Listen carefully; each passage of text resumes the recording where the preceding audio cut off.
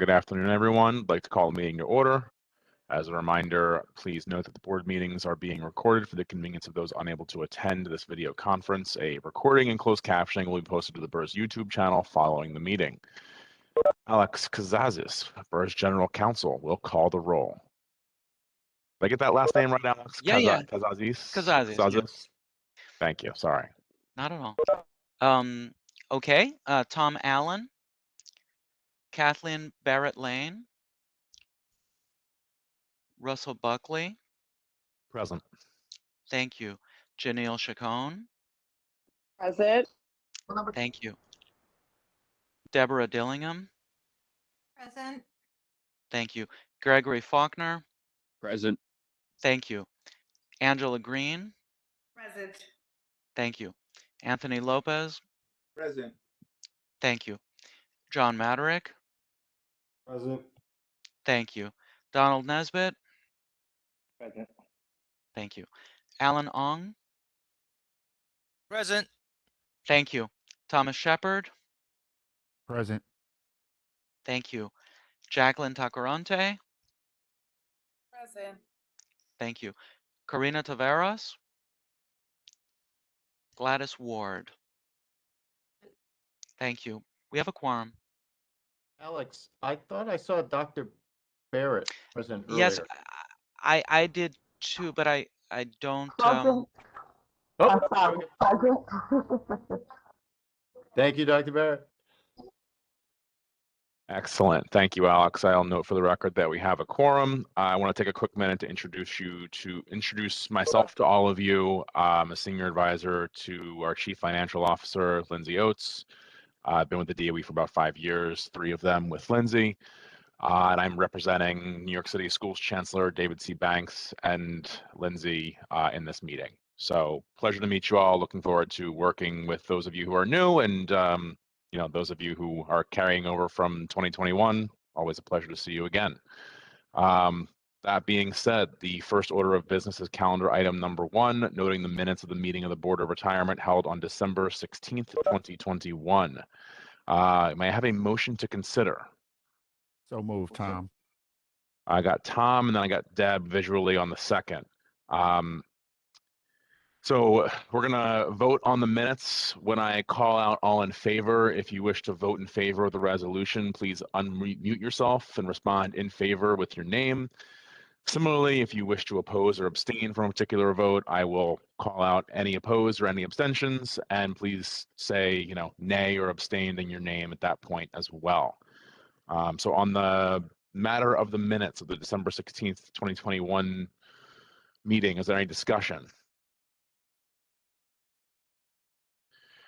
Hearing none, all those in favor, please say aye. Aye, Russ. Aye, Tom. Aye, Anthony. Aye, Alan. Aye, Greg Faulkner. Gladys Ward. Any opposed or abstentions? The motion carries. The next item on the agenda is the Executive Director's update. Sandy, you have the floor. Would you like to share any updates with us? Thank you, Russell. And let me add my thanks to all the new trustees and returning trustees. We had an early start compared to history. Excellent. New trustees received an email from us a few weeks ago that had links to trustee contact information, an onboarding PowerPoint, fiduciary duty memo from a general counsel, an investment return report as an example of how we report out that information, a link to a CFA trustee guide, and information about NYCBERS trustee educational programs. We will resend that email out again tonight so that you have access to those links. I would encourage you to review some of that material. We will continue to arrange individual calls with new trustees to get you oriented to your New York City Board of Ed retirement duties. And Karen will be reaching out to you. I want to thank the trustees who've already gone through that test of will. This first meeting today will involve the election of co-chairs of our committee members. This is a standard operating procedure every year. The executive, audit, and disability committees will also be appointed. Please These help manage our business at the pension system. Please consider volunteering as a committee member or an alternate. For those who do not get positions on these committees, you should know that all our meetings are open to the public, open to all trustees, and you will receive notice of all meetings. In addition to organizing our committees, we'll be electing 2 representatives from the Board of Ed Retirement Board of Trustees to join the Chief Actuary Search Committee. That is pursuing the replacement of our retiring Chief Actuary, who you will hear from later this meeting. Just to give you the highest priority items we are worrying about right now, hiring. Everyone's going through stress over hiring. We are operating at approximately 85% of our headcount of 136. We're down 16 headcount. We've actually made 9 hires since January 1st, but we've lost 7.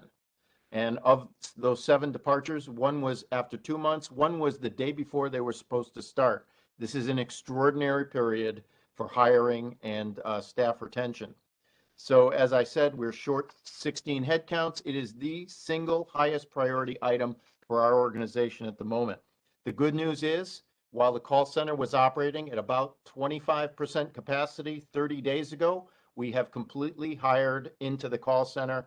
We are training these folks up, and the pressure on our call center will begin to recede over the next 3 to 6 months. New trustees should know that we opened up this call center a number of years ago. It was the first time we'd ever had one. We staffed it up.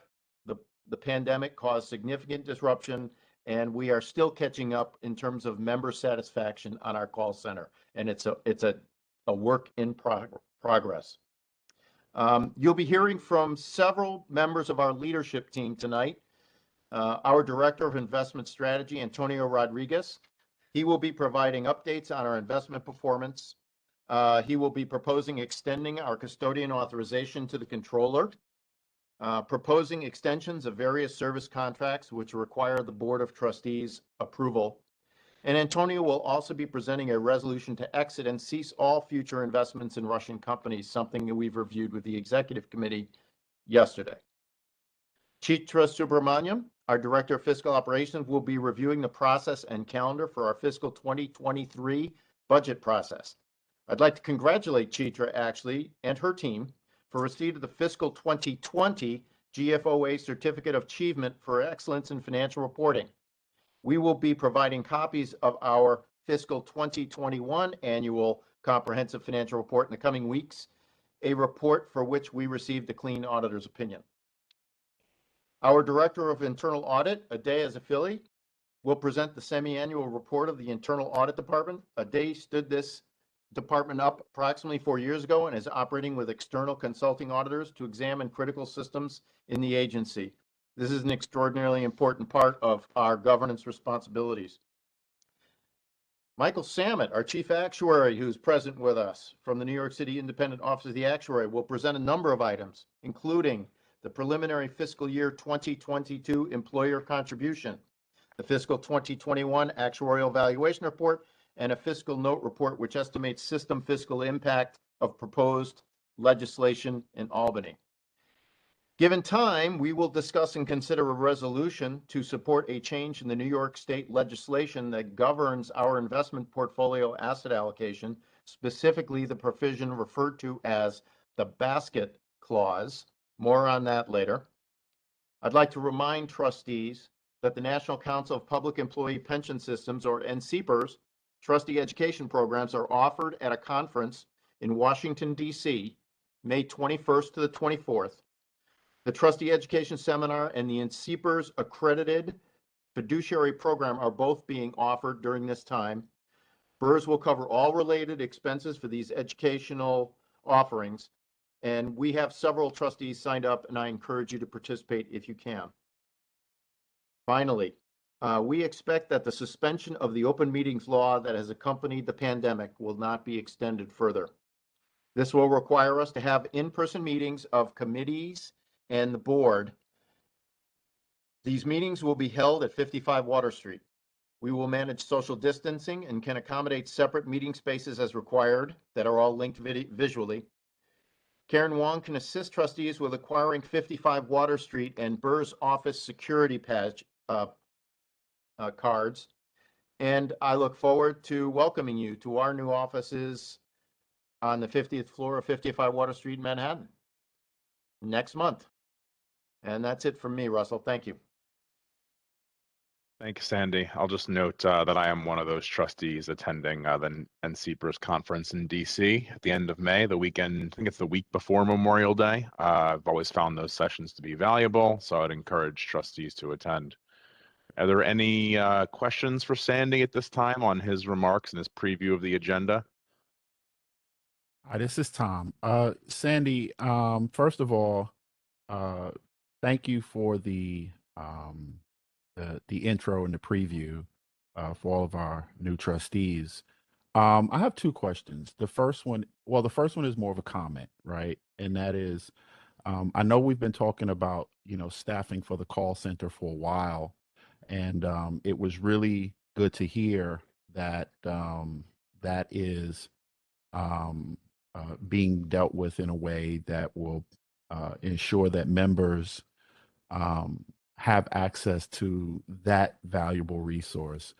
I am curious though, when you say that there is a staffing shortage at BERS, I'm interested in knowing where that staffing shortage exists and the impact on the operations of BERS. So we have openings that spread across almost all departments. The call center is unique in the fact that there are no vacancies there. We actually had a significant focus there. Sally Rivera Sandoval, who is the manager of that operation, did an excellent job operating with human resources to get that staffed. She actually just had a series of training exercises for the new call center reps over it was the last 2 days of last week.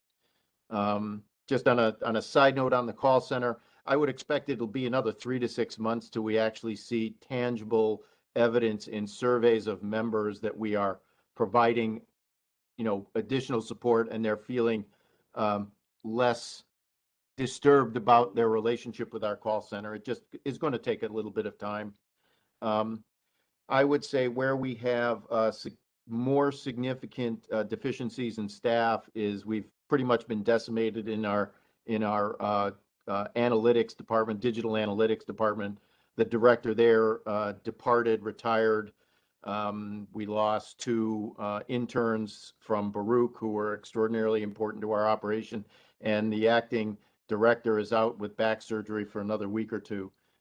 This won't produce anything more than some delays in our ability to analyze our productivity and report out to CEM benchmarking. This is going to be something new trustees will learn about. CEM benchmarking is an analysis contract we get from CEM benchmarking, which analyzes our productivity, our staffing levels, our performance against specific key objectives, and reports out annually how we're doing. But you'll see more about that in the coming months. We have an educational program on CEM benchmarking for trustees. I believe that's scheduled for April. But Tom, we're doing what we can to fill. We are staying with the discipline of the civil service hiring process, which just in practical reality slows down the process a bit. But we're pressing ahead and hoping to fill all these vacancies. Sandy, do you want me to get the breakdown? I've got it. I mean, 1 in human resources, 2 fiscal ops, 1 IT, 2 member services, 2 quality assurances, 3 in member communications. That's kind of emailing and text messaging. 3 in operations. Although the 3 in operations, we made offers to 3 people in the last 12 hours or 8 hours. So, we're making progress, Tom. It's just, take some time, and we're seeing continued turnover. I'll quote a very smart DOE senior executive who told me that some lawyers are opting for hybrid work or work from home as opposed to working for government agencies in New York City. Thank you, Sandy. I'll just say this one last thing. Like I get it, right? And you know, you guys have done just an extraordinary job of doing the best you can with what you have. And you know, I look forward to hearing as we move forward what those improvements look like or those hirings look like. Because at the end of the day, you being fully staffed means that you can provide the level of service to members that they not just deserve, but that they pay for. Thanks, Tom. Totally agree with the sentiment there. Unless there are any other questions, I want to move on to the agenda that we have this evening. It's a lengthy one. I'll note Donald's concurrence with the Tom comments as well. The next items on this afternoon's agenda are calendar items numbers 2 through 17, the ordinary business of BERS. May I have a motion to consider calendar items 2 through 17? So moved, Donald Nesbitt. Thank you, Donald. May I have a second? Second, Tom. Saw John with the visual. Yep. Him first. John got it. Alex, can you please tell us about the ordinary business of BERS? Of course, these are all the retirements, death benefits, and refunds that have been processed since the last meeting of this board. Thank you, Alex. We will now vote on these items. All those in favor of approving calendar items numbers 2 through 17, please indicate your approval now. Aye, Russ. Aye, Donald. Hi, Aye, Tom. Janelle. Aye. Aye, Alan. Greg Any Faulkner, aye. opposed? Any abstentions? Hearing none, the motion passes. The next item on our agenda is an attorney-client session. We'll need to have a motion and a second to move into attorney-client. May I have a motion? Motion. Thank you, Deb. Second. Thank you, Alan. All those in favor, please say aye. Aye, Russ. Aye, Aye, Donald. Janelle. Aye, Angela. Aye, Alan. Any opposed or abstentions? Hearing none, the motion carries. Karen, could you please turn the recording off and remove all attendees besides the board, BERS Executive Management, Legal, Law Department, and the Deputy Director of Operations.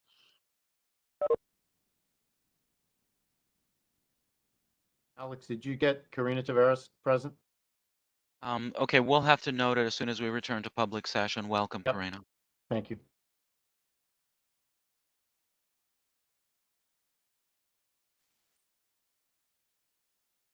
Okay, Karen's computer unfortunately just shut down. I don't know what we're going to do right now. She's not able to move people out.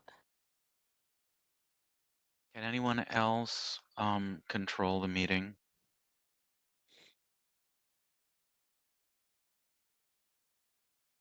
I don't think without Maybe Karen can we providing keep that. going and then come back to the attorney-client? Yeah, that works for me. Advisable. Yep. Sure. Okay. Where was I here? Okay. Do you want me to motion back in the public? Yeah, We let's can't- do we can't- that. We have to turn the recording back on too. Yes. Actually, it never got turned off. Never as got far turned as I off. can tell. Okay. Yeah. We don't have to turn the recording off. All right. So Alex, can I just scratch the motion? You want me to do a quick? No, just move to return to public session, and we'll do it like that. May I have a motion to return to public session?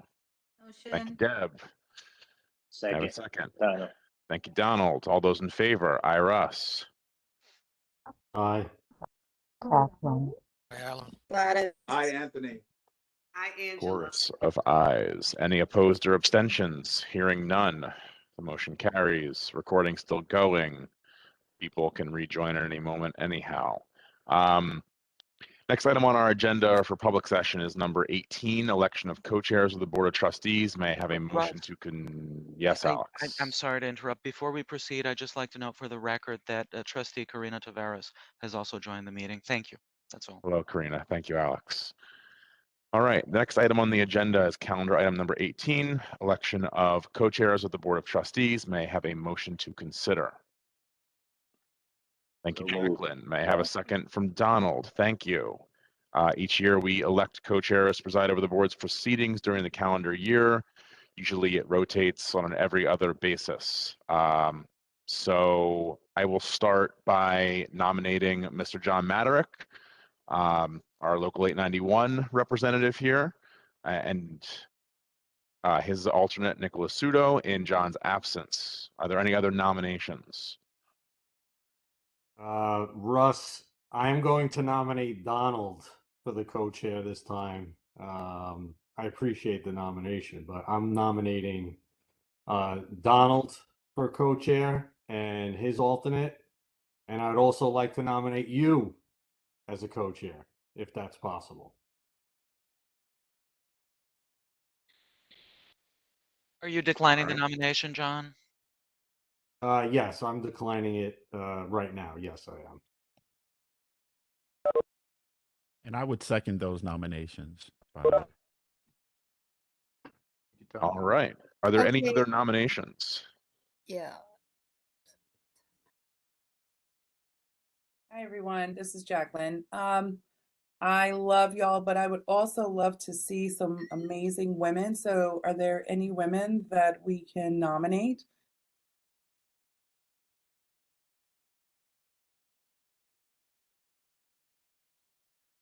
I will note for the record that Lindsay and I are both sort of, you know, if it's whether it's me or whether it's Lindsay, whichever one of us is in attendance at the time.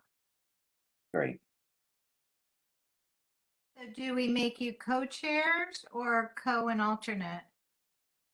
It would be co and alternate. The co-chairs being Lindsay and Donald, and their alternates being Russ and Sean.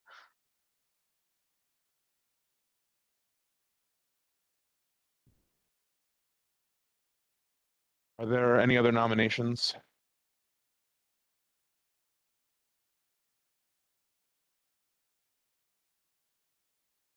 Hearing none, I'm going to move to a vote on Lindsay and Donald as co-chairs of the board for 2022.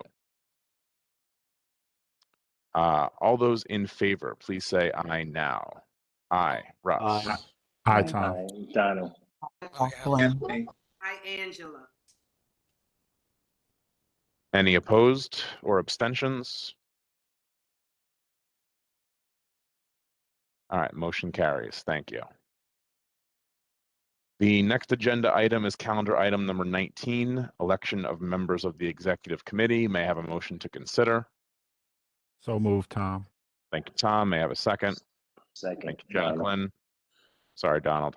The purpose of the executive committee is to provide oversight of BERS assets, strategy, and investment guidelines, attend investment meetings held by the comptroller, authorize certain investment decisions, provide oversight of the BERS budget, and perform related functions as designated by the board. So we have 5 members typically on the executive committee and an equal number of alternate members. As Sandy mentioned at the top here, you know, these meetings are open to all, and at the same time, you know, we need voting members. So we have our first 5, and then we have their alternates. The committee has to include the chancellor's designating in both employee members. So that means there are 2 spots open, and then 2 alternate spots open as well. So we need 4 total volunteers. Are there any board members who are interested in volunteering for the executive committee? This is Tom. I would like to volunteer. Acknowledge, Tom.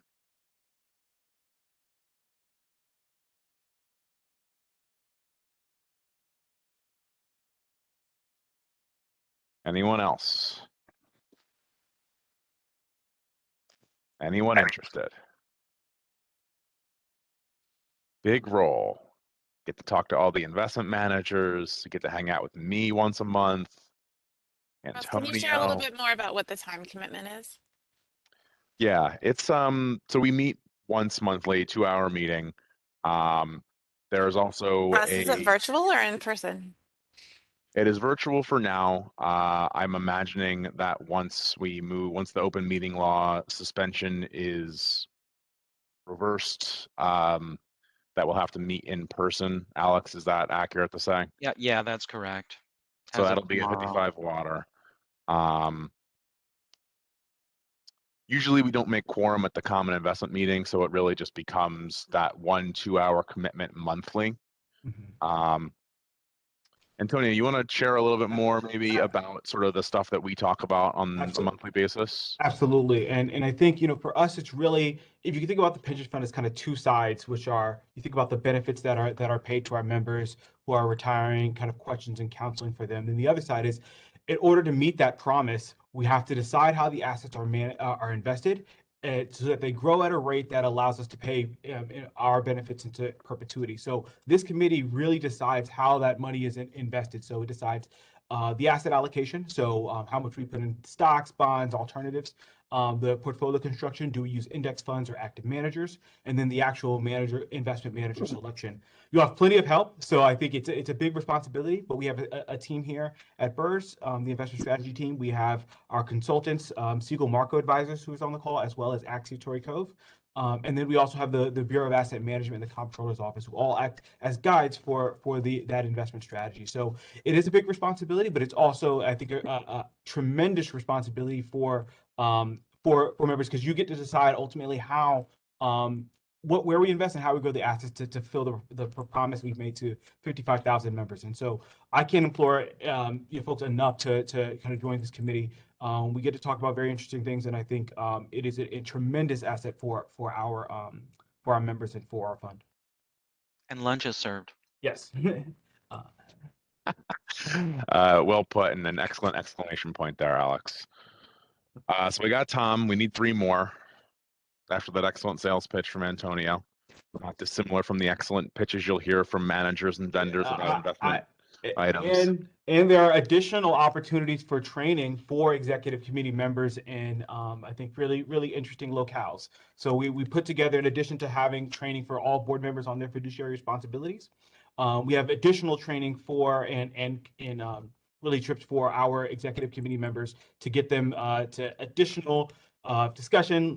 We usually partner with the Coriad Global Summit, which takes place every year in Coral Gables, and then we have additional one that takes place in Key West. So if that's, I keep adding on to the enticements, but I think, again, it's very important for our members, but also there are additional perks to being on the executive committee.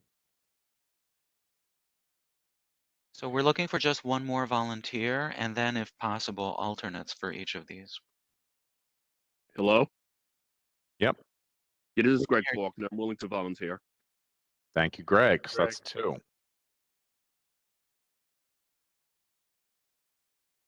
We do ask that we get 2 alternates if possible, just for the purposes of meeting a quorum, in case either Tom or Greg, because of other time commitments, aren't necessarily able to make it. Obviously, it's been a bit easier when we've been virtual. But if we could get 2 alternates, that would be excellent. Jacqueline's I'll be earlier. an alternate. Thank you, Deb. Thank you, Deb. I'll be an alternate for Tom, I guess.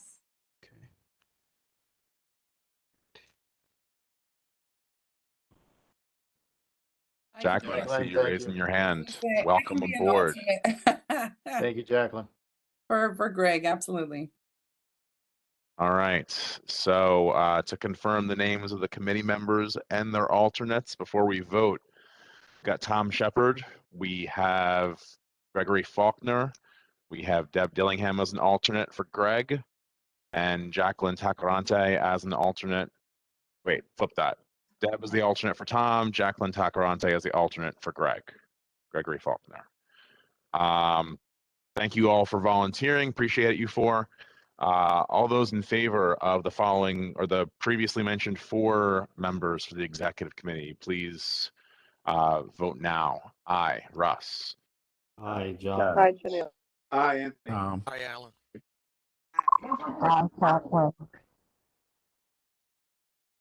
Any opposed or abstentions? All right, we have formed our executive committee for 2022. The motion carries. Okay, the next item on the agenda is calendar item number 20, election of members of the Disability Committee. May I have a motion to consider? Motion. Thank you, John. May I have a second? Motion, Deb, Deb. thank you. Okay, so this is committee number 2 of 3. The Disability Committee meets as required to review applications for disability retirement. We make recommendations regarding these applications to the full Board of Trustees. Similar to the Executive Committee, there are 5 members, both employee members and the Chancellor designee are automatically on there. So same as Executive Committee, we're looking for 2 new members and 2 alternates for those 2 members. You know, the Disability Committee, we basically, I'll begin with Alex's point. We serve lunch and we spend maybe 2 or 3 hours going through various retiree applications. Well, I guess not retiree, but member applications for either ordinary or accidental disability. These applications have already been reviewed by the medical board and make a recommendation. So our role is essentially to ensure that it's all gone well and good. We can ask questions, and ultimately we either send them back to the medical board to look at certain things, or we approve the recommendation of the medical board to the full board. Alex, do you want to comment on anything else that I said there as far as the Disability Committee is concerned? I think that's about accurate. Yeah, it's usually like, you know, a couple of hours, maybe a little bit less. And it's really more like once a quarter, I would say. We're not meeting monthly for the Disability Committee. Right. And I will say, you know, you could feel free to add multiple committee memberships to your portfolio. Don't be shy if you're already on one. So anyone interested in joining the Disability Committee for 2022? We do this on an annual basis, so it's only a 1-year commitment. I'm interested. I'll Janelle. volunteer. I heard a couple. I heard Anthony Lopez. I heard a Neil. woman as well. Sorry? Neil. Camille, thank you. So there's 2. Russ, I think that was Janelle Jacone. Thank you, Janelle. All right. Thank you, Janelle. Appreciate it. And can we possibly get 2 alternates? I'll volunteer as Tony's alternate. Thank you.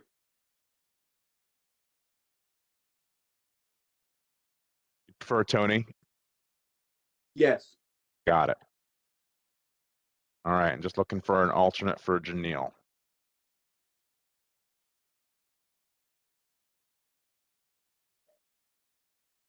Who wants a couple free lunches? I love the selling points.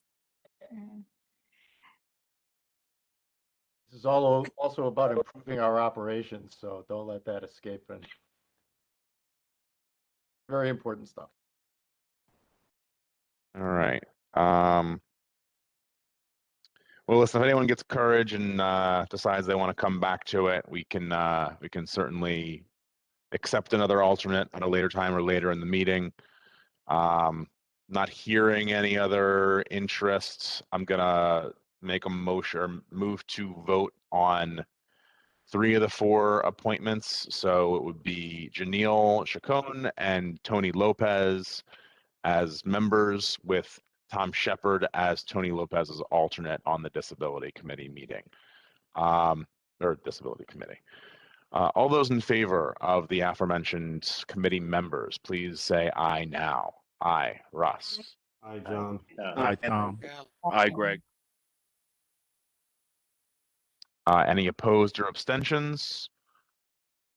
We have formed our Disability Committee for 2022. All right, 2 out of 3. Time for the 3rd committee, the Audit Committee, calendar item number 21. May I have a motion to consider? Motion, Deb. Thank you, Deb. May I have a second? Second, Tom. Thank you, Tom. All right, Audit Committee, this meets quarterly as well, provides oversight of BERS governance, risk management, and internal control practices. Membership of the committee must include at least one employee member of the board. So we can either have a committee, I'm reading my notes now, of either 3 or 5 members in total. So I will volunteer myself, since I'm not automatically on this committee, much for Lindsay and I to be a member of the audit committee. Donald, John, have you guys discussed which of you would like to be on this committee this year? I'll volunteer to do it if Don's busy. I have no problem. I'll volunteer to do it. Okay. Seeing the thumbs up from Donald. And then we just need one additional member minimum to sit on the audit committee, and then an alternate would be great. If not, This nobody. is Tom. Hey, This is Tom. Tom. I'd like to volunteer to be on the audit committee. All right. Thank you, Tom. Anyone else interested?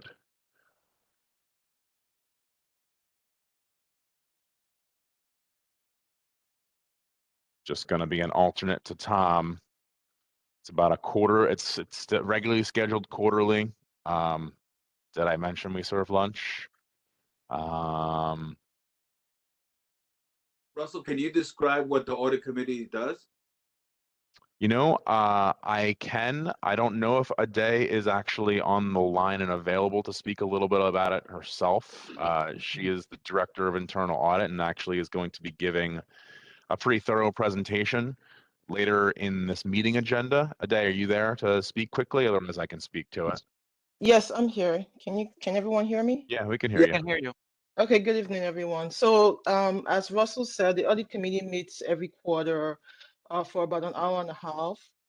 We usually would go over all the audits that have taken place since the last audit committee meeting.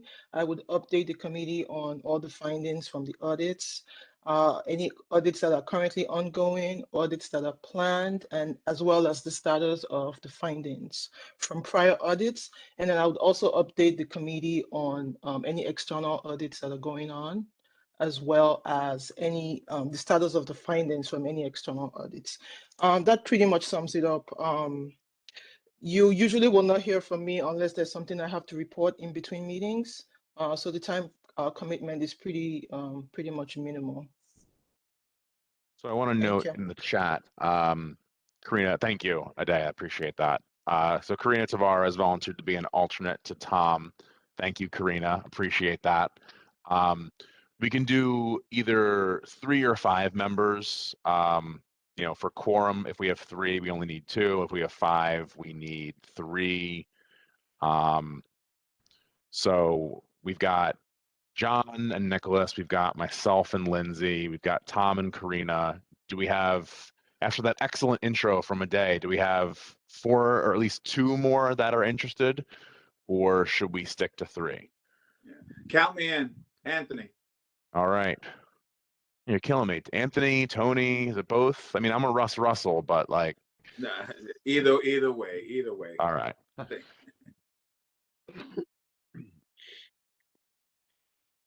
Can we get a 5th?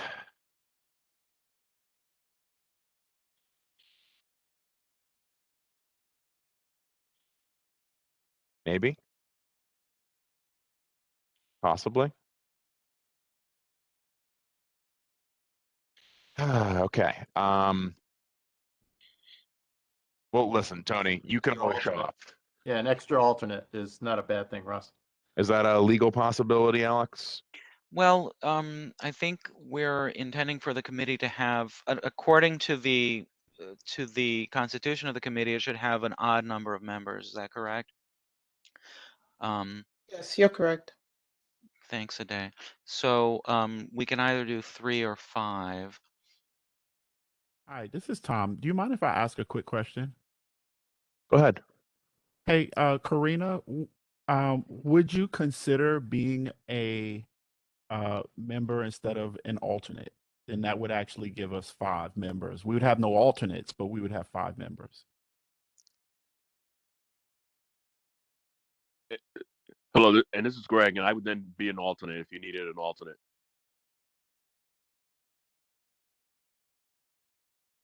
Karina was noting that her microphone wasn't working, so maybe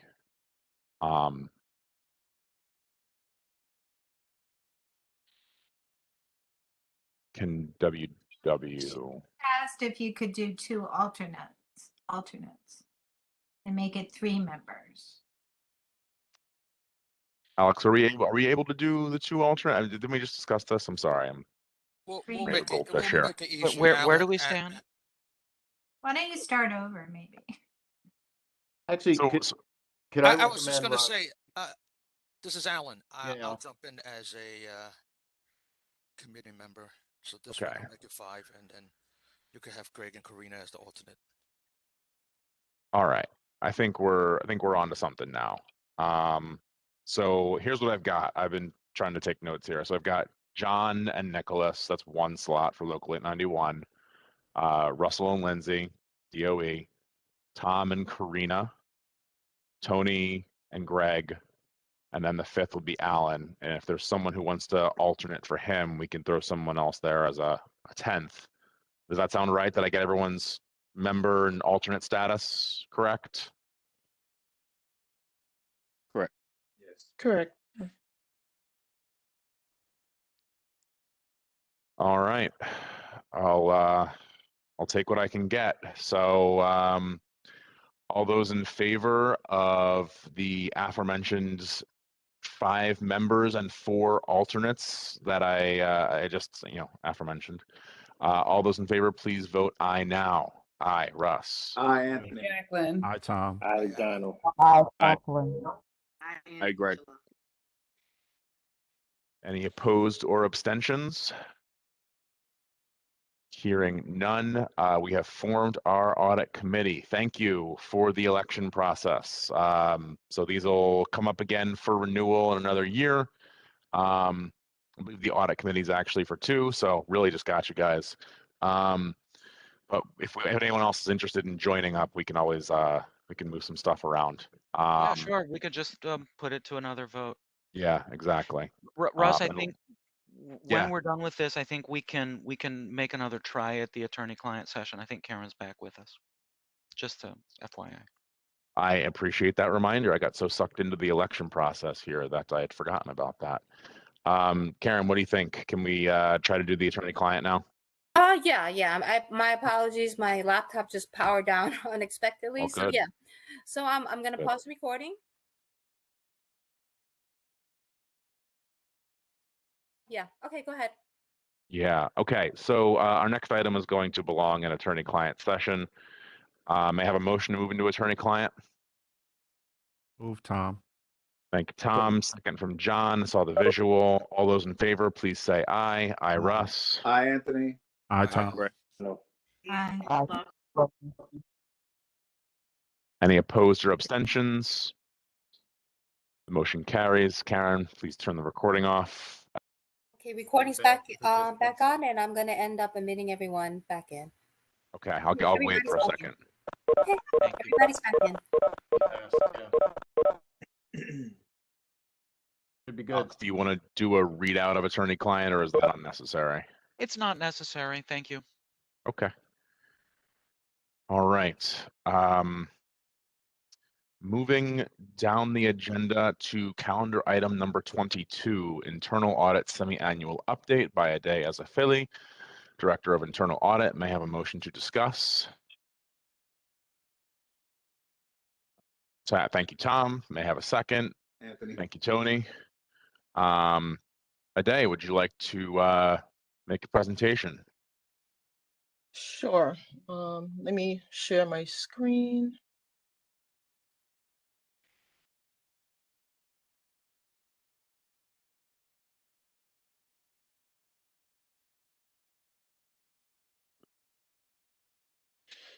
Is everyone able to see my screen?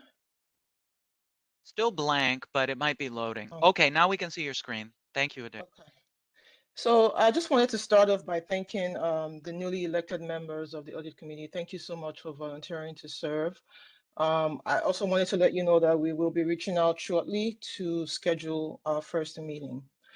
All right, so today I will be presenting a high-level overview of the activities of the Internal Audit Department for Q2 and Q3 of 2021. I know the board has a packed agenda for this meeting, so I will be keeping my presentation succinct and high level, but we cover the audit reports in detail at the quarterly audit committee meeting. So please let us know if you are interested in attending one of those. Also, the full audit reports for all the audits covered in this presentation and also reports of prior audits are available for you to review at the board meeting SharePoint site at your convenience. Okay. All right, so for today's agenda, I am going to briefly touch on the audit dashboard, which will include the activities for last year, for this year, the status of audit findings, and then ongoing external audits. And then I also will touch on the internal audits that have been completed, as well as the risk assessments for 2021. Sorry, my computer is a little slow here. All right, so audit dashboard. So in 2021, we kicked off 8 audits, of which 6 have been completed, and the last 2 are currently in the reporting phase. The last 2 I'm referring to here are the payroll procedures audit and the call center audit, and we're currently wrapping up those. For the findings, as you will see the bottom left of the screen, we started off 2021 with 6 audit findings. During the year, we added 37 to that list. 7 were remediated, closed, and taken off the list, and we ended the year with 36 findings currently in remediation. We also had 42 process improvement recommendations throughout the year. Details around the implementation status of prior audit findings are usually discussed at the audit committee meetings. So again, please let us know if you're interested in attending. And separate from that, I'm available to answer any questions anytime that you have them. So at the end of 2021, we had the 2 audits that I mentioned were ongoing. And so far this year for 2022, we've kicked off the first 2 audits and are in pre-planning for the 3rd audit of the year. All right, so delving into the internal audits that were completed, the first one is the information security audit, which was reported out on August 31st of 2021. The objectives of this audit included assessing information security risks at BERS to determine if they were being properly mitigated. And then we also wanted to take a review of the IT policies and procedures to see the implementation of the related controls. So to do this audit, we used the CIS controls framework to assess the information security risks related to BERS's network of servers and workstations. So in the interest of time, I'm only going to touch quickly on the audit findings that we rated high. Again, full details regarding all of the findings are available in the audit reports on the board meeting SharePoint site. So for finding number 1, we noted that many of the historical vulnerabilities going back to January 2020 in some of the servers and workstations at BERS that had been rated critical and high severity had not been remediated at the time of the audit, which was in the summer of last year. For finding number 2, we noted that IT does not perform recurring reviews of the access privileges of user accounts, particularly administrative users who will usually have more privileged type of access than the typical user. For finding number 3, we noted that access of employees who are separated from BERS were not terminated in a timely manner, which resulted in unauthorized access remaining with the user that no longer worked from BERS, and that sometimes this is due to a breakdown in communication between HR and IT. For finding number 4, IT provided limited evidence to us to be able to review their backups. We did review the evidence that provided, but the evidence did not demonstrate to us that all the systems requiring backup were being backed up, that the system backups were complete and restorable, and that sufficient backups were being retained off-site to facilitate incident response and disaster recovery. Moving on to the next audit, those were the high rated findings from that audit. So I'm going to move on to the next one. The next one is the cash account audit. This was reported out in October of last year. Our objective in going into this audit was to review and assess the procedures around how the cash account is handled. So for those of you who are not aware, the cash account is a temporary holding account for member deductions that CPMS, which is our system of record, is not able to immediately post to the member's account due to a variety of reasons, but usually because there's a discrepancy between the deduction information that's coming in from payroll and what's in CPMS. So at the time that we carried out this audit, the cash account had roughly 18,000 transactions holding, which amounted to about $1 million belonging to thousands of members. So specifically for the findings that we rated high, for finding number one, we noted that there were no cash account specific policies to address the root cause of why these deductions are being deposited in the cash account rather than in the member's account. So we did recommend that they develop policies that are specific to handling these transactions so as to minimize or prevent recurring cash account entries.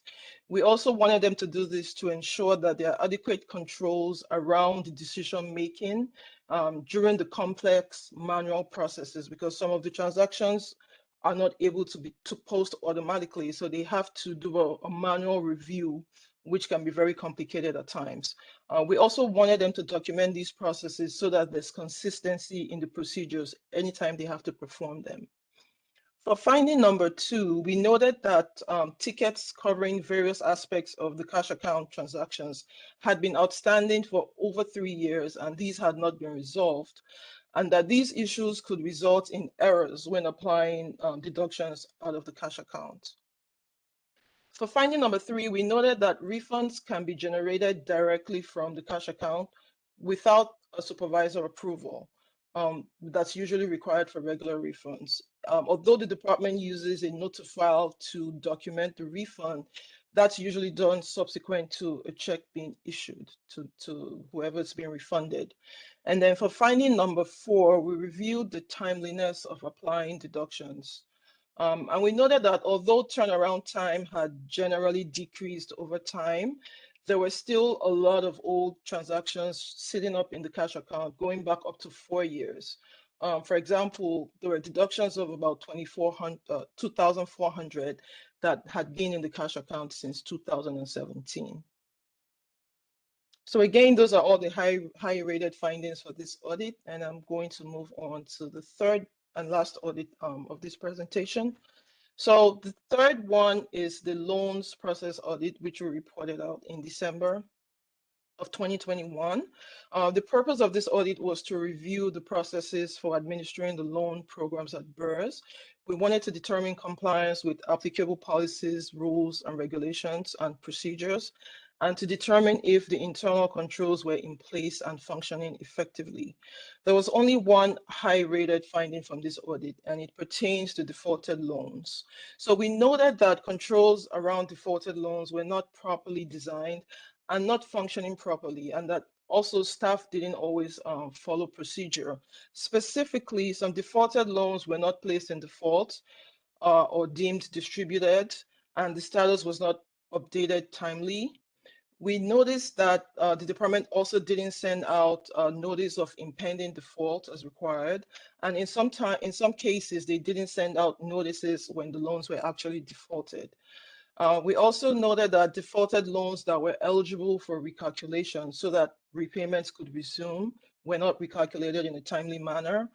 And finally, we noted that some individuals or some members were issued new loans while they were still in default on existing loans. So again, that's it for the high-rated findings of this audit. You can always refer to the full audit report for details or reach out to me separately.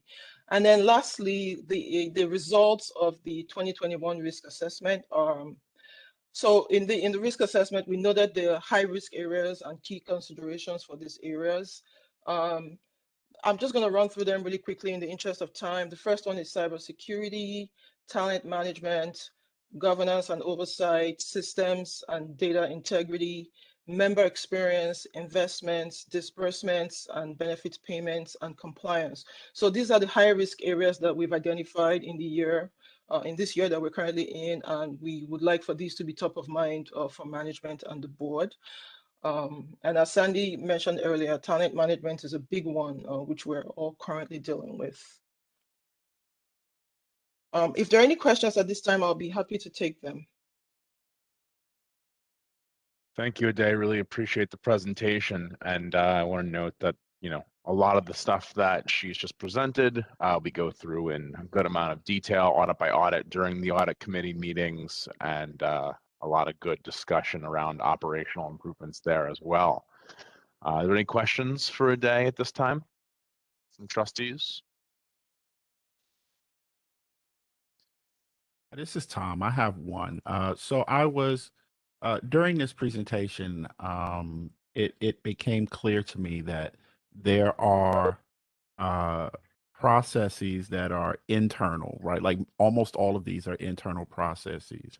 But I think the one that stood out to me the most was, uh, uh, you know, what happens around things like administrative access, right? You know, because that has the potential to turn into an external issue, right? So if you have someone with external, an administrator that's no longer with BERS and that account is not dealt with um, uh, swiftly and properly, right? Then it creates an external issue that could have a real impact on you know, our members. So, you know, I think this one for me is one of those things that I think if we are going to really make sure that systems work the way that they're supposed to, that we have to make sure that people who are in fact authorized to use these systems are managed in such a way where we don't have any issues in terms of uh, uh, you know, whether, you know, they have access, the right levels of access, and that that access is controlled in a way that that doesn't create any potential security issues. Thank you. Any other questions from trustees for Ade on her presentation about the audit committee?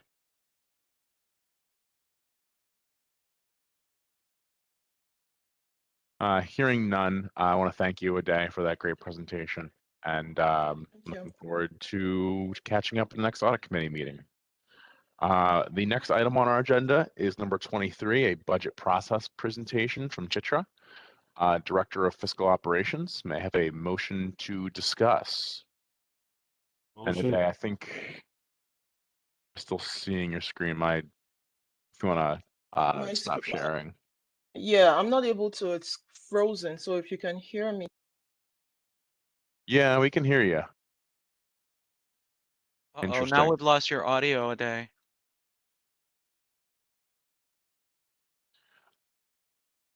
I heard a motion. Who was that? It was me. Thanks, John. May I have a second? Anthony, I second. Thank you, Anthony. So, you know, the budget process presentation is on the table. But yeah, Ade, we're still seeing your screen right now. Chitra, can you try and start sharing? Because my screen is frozen over here. Sure. This open meetings law suspension can't expire soon enough, huh, folks? Oh, bada bing. It's been a long day. There we go. Okay, there's the budgeting process presentation. Okay, Take it we away. can see your screen, Ade, Chitra. Thank you. Good afternoon, everybody. My name is Chitra Subramaniam. I'm the Director of Fiscal Operations at BERS. Today, I would like to briefly talk about our budgeting process.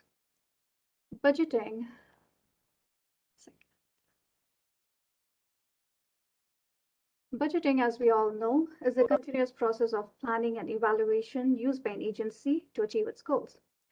In other words, it's a financial expression of our goals. The budget process consists of 4 key components: the budget formulation or the preparation process, the budget approval, the budget execution, and the budget monitoring process. The budget preparation starts with identifying our goals, listing all the tasks that we need to do to accomplish our goals, defining the outcome, identifying the resource requirements, collaborating with the HR, IT team, the procurement teams to understand the resource requirements and the process involved to obtain the resources. This process helps us to identify a cost and compile our budget. Moving on to the budget approval process, this starts with the teams putting together their budget. The directors and the deputy directors work with their teams to build their respective budgets. Fiscal operation team compiles the budget and sends it to the executive office for review. The executive office reviews the budget, and once the budget is finalized, it is presented to the board for approval. Looking at the timeline for fiscal year 2023's budget, the budget will be presented to the board in May with a request for approval in June 2022. Please feel free to reach out to me if you have any questions. Thank you. Thank you, Chitra. Any questions from the board on the budget process that was just laid out?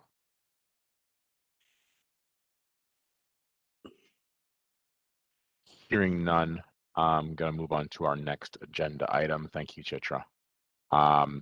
This is item number 24, authorization to the Comptroller of the City of New York to invest, sell, and exchange the funds of the retirement system. May I please have a motion to consider? Thank you, Gladys. May I have a second? Second. Thank you, Angela. Let's see. Antonio, you want to quickly comment on this resolution? Yes, just very quickly, the all investment authority lies with the board, but the board is allowed to delegate certain aspects of its investment authority. It has to the executive committee for certain investment decisions, and then the comptroller as our custodian and as one of our investment advisors.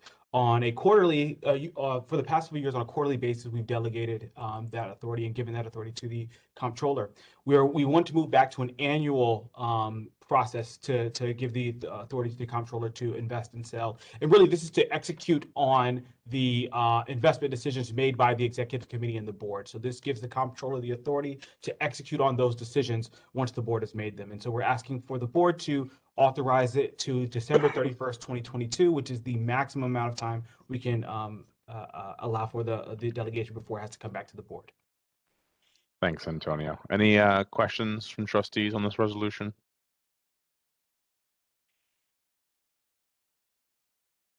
Hearing none, I'd like to move to vote on this resolution.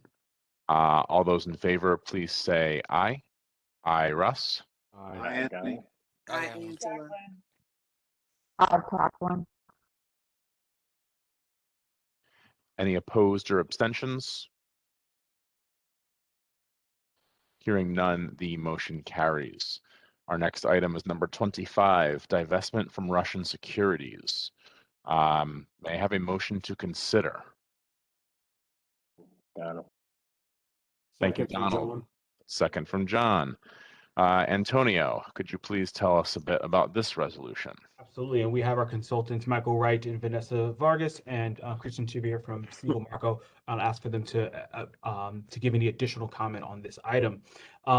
We are asking, in response to the Russian Federation's invasion of Ukraine, many of the retirement systems are divesting from Russian companies and Russian securities within their portfolio in response to United States sanctions. The Bureau of Asset Management and our consultant Siegel Market Advisors did an analysis. As of February 25th, 2022, BERS has investments in various Russian companies totaling a little over $3 million. We are requesting that the board authorize the divestment of Russian securities and exclude further Russian companies and securities from the BERS portfolio. This is an item we discussed extensively at the executive committee meeting yesterday, and I invite our consultant, Siegel Margot, to comment both on the divestment itself, and then also from their perspective, what the actual process would look like. Thank you, Antonio. Good afternoon, all. Yes, so we agree with the recommendation of divesting from Russia given the U.S. sanctions. We think that it should be a divestment by region rather than by company, like Antonio just mentioned. The issue right now is while the board will approve divestment, if you so choose to, the implementation of that may take a while, and it may take a while because the markets in Russia, the local markets in Russia are closed, meaning you cannot sell the security, and there is very little liquidity in Russian securities that are traded in the US or in the London Exchange. So yes, we agree with the divestment, but just to know that as a trustee, the implementation of the divestment will probably take a while, and we cannot give you a specific timeline in terms of when that will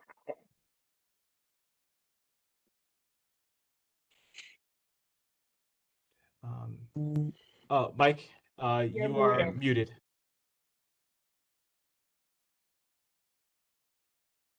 Still muted, Mike.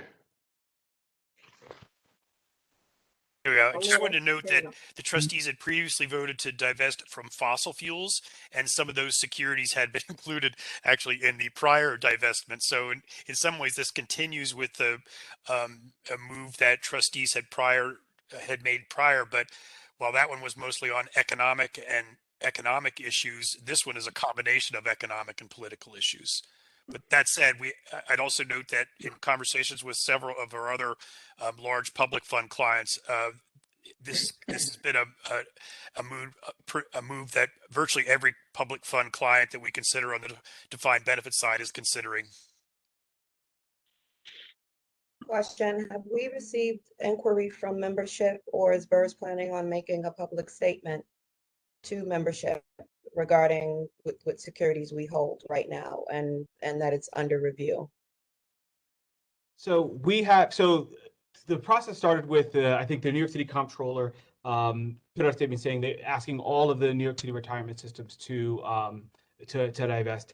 And to give you a little bit of context, $3 million is roughly our total fund assets at this point are about $9 billion. So it's almost it is essentially less than a single, like we think 3 basis points in total of our assets.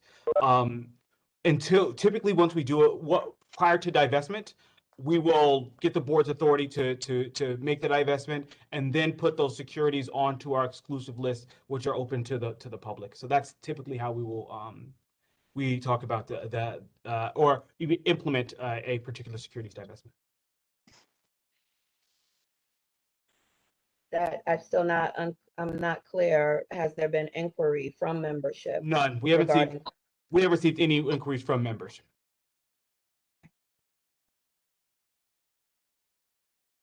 Donald and John, you want to speak to that for your membership? Have you guys seen inquiry at all? We have not. No, I have not. I have not.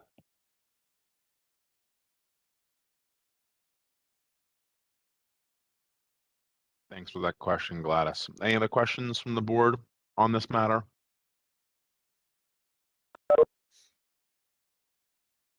And thanks for the context, Vanessa and Mike. Appreciate it. Hearing no further questions, I'm gonna move us towards a vote on this matter. This is calendar item number 25, divestment from Russian securities. All those in favor of calendar item number 25, please vote now. Aye. Russ. Aye, Anthony. Aye. Hi, Alan. Angela. Jacqueline. Hi, Tom. Any opposed? Sorry. Usually we had an extra beat there. Any opposed or abstentions? Hearing none, the motion carries.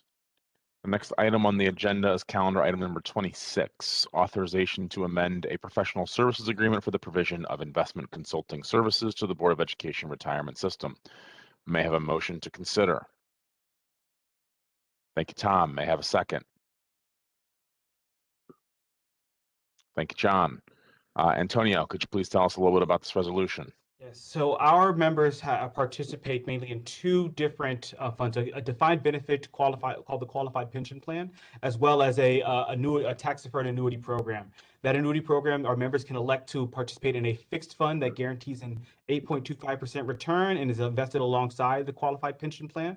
And then also another variable fund that is currently managed by the Teachers Retirement System. From time to time, we think it is prudent to review the cost of the program and see if we cannot get a better deal for our members, both on a cost side and performance side. We would like to use our current consultant, Siegel Marco Advisors, to help us in the evaluation of an investment management platform and for custody of the variable tax-deferred annuity assets. We currently have a retainer-based contract with Siegel Marco Advisors that covers the qualified pension plan, manager searches, asset allocation. In addition, we have a project-based hourly rate that's included in the contract.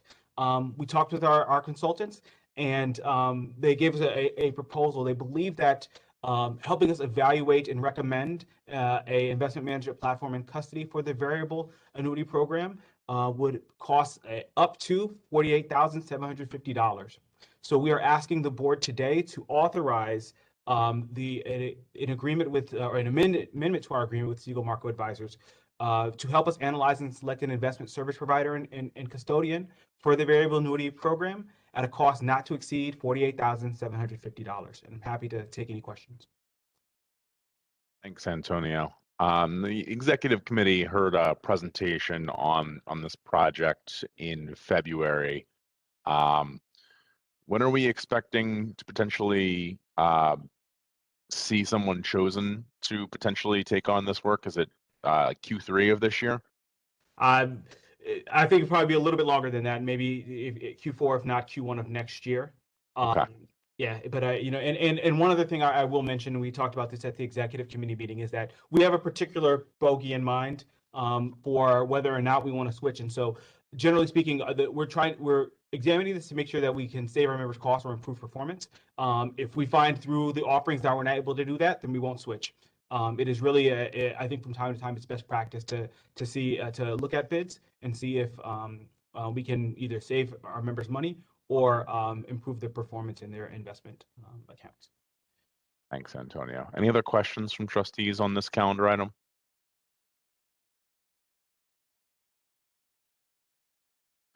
Hearing. Yeah, this is go ahead. Tom, sorry. Yeah, go ahead, Tom. This might sound kind of weird, but I'm not. What type of savings? And I guess I get the question that comes to my mind is, and it's hard to answer this question, but have you seen instances where these kinds of things generate significant savings, and if so, to what magnitude? Right, because I think that the reason why I'm asking that question is you're asking us to invest $48,000 in looking at potential cost savings, and I'm interested in knowing like the magnitude of savings that you have seen in other cases, and if those types of savings could apply to us as well. Thank you, Tom. So I'll speak generally about it. I don't think, given ours, I'm not sure if I'm able to reveal kind of our current cost structure in public session. But to give you a general idea, the amount of assets in the variable tax deferred annuity program are in the hundreds of millions of dollars. And so we are, and generally speaking, we look at, certain both consultants and places like CEM Benchmarking look at the total plan costs, and you can divide those up really into two components, being very general, kind of the investment management fees and then the administrative fees, which is kind of, those are two big buckets. I'm simplifying, but certainly we think, on the order of, 10 to 20 basis points in potential savings. on hundreds of millions of dollars would swamp any fee that we would pay to our advisors in helping us in this process. Thank you. That adds some context for me. So thank you. I really do appreciate that. Thanks, Tom. Any other questions from the board?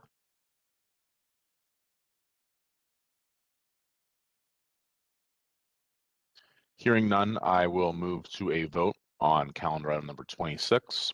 All those in favor, please say aye now. Aye, Russ. Aye. Aye, Aye, Tom. Angela. Aye.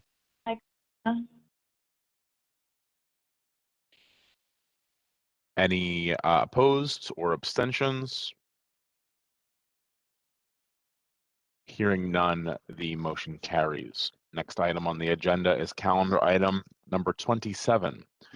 Authorization to enter into an agreement with Xtol Strategies to provide a private market time-weighted risk and analytics platform to BERS. May I have a motion to consider? Sorry, thank you, Tom. May I have a second? Thank you, Jacqueline. John. Sorry, John. Jacqueline got you that time. Antonio, please tell us about this resolution. Absolutely. This is for us to work with a firm that is doing, I think, really interesting and kind of groundbreaking work on portfolio and performance analytics in the private market, so alternative asset classes. So anything that's essentially not a public stock or a public bond. In this case, the duration adjusted return on capital is essentially a methodology that helps us to take both kind of in turn to the two major performance analytics for the private markets and make them comparable on an apples to apples basis. Sandy mentioned earlier that the CFA Institute is one of the many organizations that we've provided training and documents for trustees on understanding their role as trustees, understanding terminology and institutional investment management. The Xtol Strategies is currently working with the CFA Institute as an advisor to improving analytics on private market performance. And we've been in discussion with them. We were introduced to them through the New York City Mayor's Office of Pensions and Investments. We think that working with them to get us a better comparison on two very important metrics for our private market book is tantamount. I think manager selection is incredibly important in the private markets. And so we're looking to work with them. This is for a trial basis, 1 year, and then we'll get a chance to upload all our information, do those comparisons, and then see if we want to proceed with them for a further relationship. Again, the cost is not to exceed $25,000. Got it. Thanks, Antonio. Any questions from the board on this contract? Calendar item number 27. Hi, this is Tom. I know there has been considerable discussion around like our investment priorities, right? Like the types of companies or funds that we would invest in. And we used criteria, things like diversity, inclusion, those sorts of things. Would this contract, the company that does this, would they be applying those kinds of filters, like our priorities, into those analytics? So to be clear, we will still utilize our consultants as the primary method for helping us to do due diligence and to apply our priorities in the investment policy statement in the selection of asset managers. However, and I know this has already been a pretty long meeting, so I think happy to have an even further discussion at our next executive committee meeting.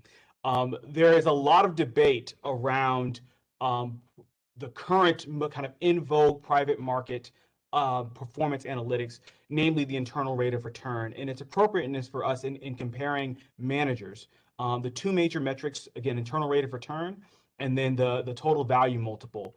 One gives us how much money we made, but not over a time period. One kind of gives us the money weighted return, but we don't know how long we're making that return. That's very simplified. So no, they won't be taking those particular analytics. It'll be part of a mosaic, but it is the job of our team, the Bureau of Asset Management, and the consultant to take the board's priorities, take the board's values, and whether it's climate change, diversity, and inclusion, and utilizing that and what we believe are better performance metrics to make those sound decisions. But yeah, so I think it is our job and the job of the consultants to do that. This is giving us a better apples to apples comparison for, I think, what are the edge cases for us, which are people who make a high rate of return over a short period of time, or people who make a long return, a lot of money over a very long period of time. Those are the two edge cases that we have trouble with in those comparisons. And we believe, and I think the CFA Institute believes, that the duration adjusted return on capital is a way to examine that in a fashion that's a better apples to apples comparison for the board. Thank you. And something I'll say, Tom, too. I think the presentation that we got yesterday from KPX and Sociovestics, I think speaks a lot to the kind of stuff that you're describing. And I think we're going to be continuing those kinds of conversations. Yep. Thank you. I appreciate that. Any other questions from the board on calendar item number 27? Xtol. Hearing none, I will move to a vote on calendar item number 27. All those in favor, please indicate such now. Aye, Russ. Aye, Tom. Aye. Any opposed or abstentions? Hearing none, the motion carries. The next item on the agenda is calendar item number 28, authorization to extend an agreement with eVestment to provide a public market investment manager database to the Board of Education Retirement System. May I have a motion to consider? Thank you, Tom. May I have a second? Thank you, Jacqueline. Antonio, can you please tell us about this resolution? Yes, this is an extension of an agreement. eVestment is the leading public market manager database. It is the database that our consultants use to screen potential investment managers for our portfolio. Importantly, given the Policy Procurement Board rules, a manager essentially that is not in the eVestment database is not eligible for potential consideration into the BERS portfolio. So this is, from our perspective, the eVestment is the database. So we continue to extend our agreement with them to work with them on finding managers, finding interesting managers, scoring the managers. Our consultants use them to look at performance and to look at other factors as well and do comparisons. So we're asking for an additional agreement for 1 year, not to exceed $22,208. Thanks, Antonio. Maybe next time we can do a multi-year engagement. Yeah, yes, I think I do. I would love to do more multi-year year engagements, and I think the procurement office has been very helpful in working with us on how to go about doing that. So I think next go round we will ask for a multi-year. Excellent. Thank you. Any other questions from the board on agenda item number 28? So I guess the question, this is Tom, is what prevents us from doing a multi-year engagement now? I think a few things. I think the RFP process. I mean, like the triggering a full request for proposal in the time it takes to do a full request for proposal for contracts that exceed a certain dollar limit. It is, essentially these are subscriptions, and these are software as a service platforms. So doing a request for proposal would kick this out 6 months, I guess, is kind of the long and short of it. So it exponentially increases the amount of time to do a selection like this under the request for proposal process. So in the notice to search process. So we tend to like that for kind of more complex items. And so, for instance, our investment book of record process, the process to select a variable annuity program partner, our process for a manager research platform, those that have a degree of complexity, I think we tend to like the request for proposal process. The other thing I like from a year-to-year standpoint, sometimes with some of these databases, are that oftentimes people make better products, right? And so not being locked in necessarily into a contract and this has happened with our private market database where we had a year and then somebody came out with a better product. It was easy for us to switch. The request for proposal process is typical for kind of a multi-year complex agreement. For something like this, we're usually comfortable going year to year. If somebody makes a better product, it's easier for us to switch. And they don't own any of our data, so we can switch like that. And we tend to like that for those reasons. Thank you, Antonio.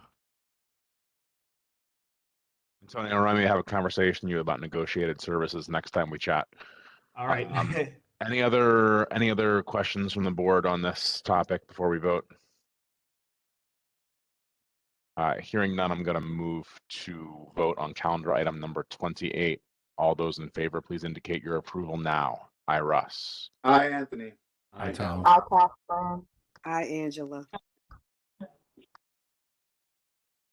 Any opposed or abstentions?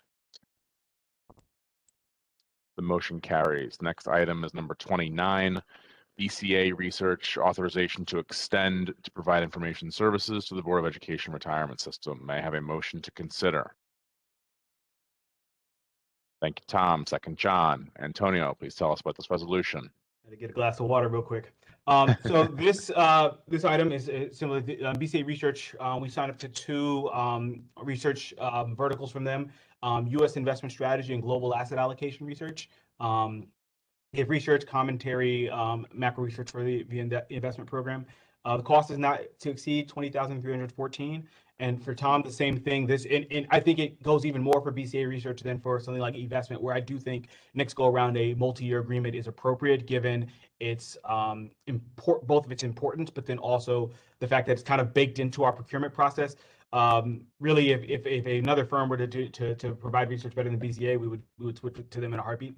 And so that gives us the kind of the optionality to go to another one.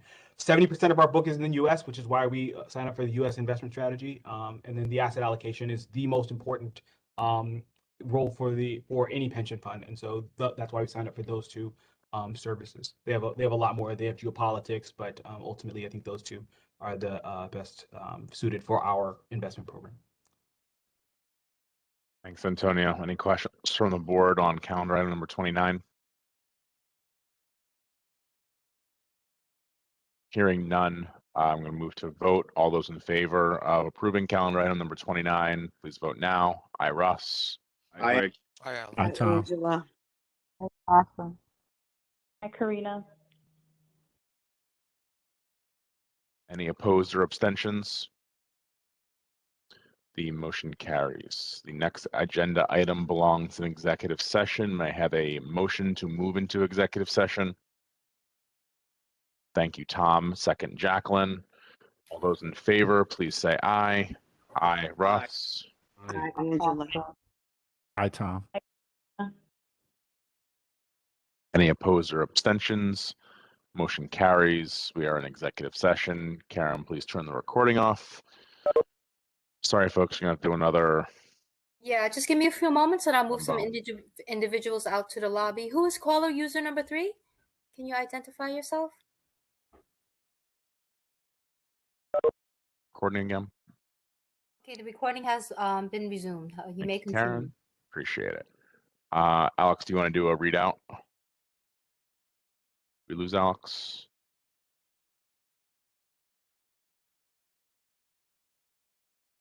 I'm sorry. All good.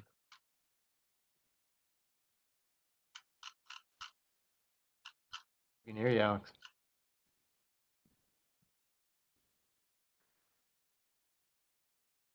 Maybe we can't hear you.